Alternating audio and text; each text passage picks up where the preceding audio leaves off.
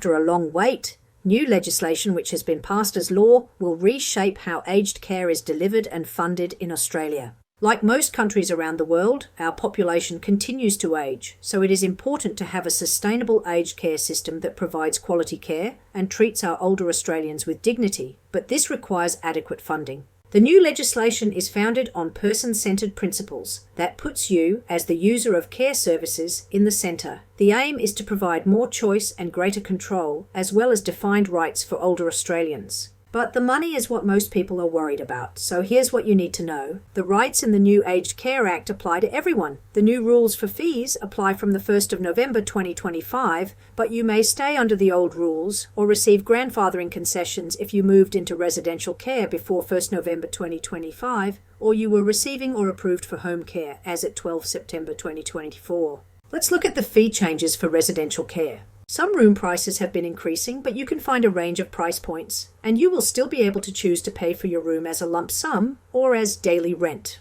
If you pay a lump sum, each year the provider must deduct and keep 2% of the amount paid, but only for the first 5 years, meaning you could lose up to 10% of the amount paid. The balance is refundable to you or your estate. If paying the daily fee, this increases each 6 months in line with inflation. Ongoing care costs will be shared between you and the government, with 3 new fee categories to work out the split. Everyday living expenses. Everyone pays a flat fee set at 85% of the basic single rate of age pension, but depending on your assets and income, you may also pay an additional hotelling contribution, non-clinical care contribution.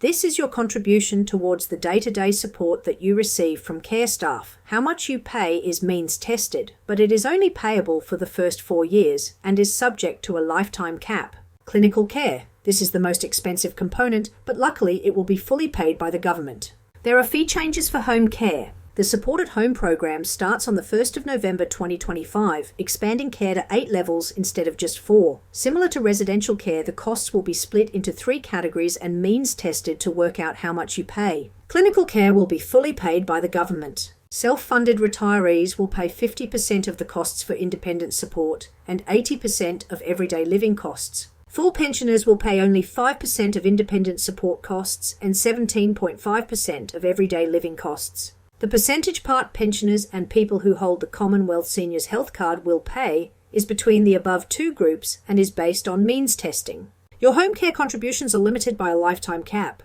An important change to note is that your package budget will be allocated quarterly on a use it or lose it basis. You will only be able to roll over unused funds up to $1,000 or 10% of the package budget from quarter to quarter. Navigating these changes can be complex, and ensuring you keep enough money to meet your care needs in the later years of life is vital to maximize your quality of life. The decisions are complex and involve a lot of issues, so it is important to get comprehensive financial advice to fully understand your options and how to restructure your assets and investments. Look for a licensed financial advisor who is an accredited aged care professional.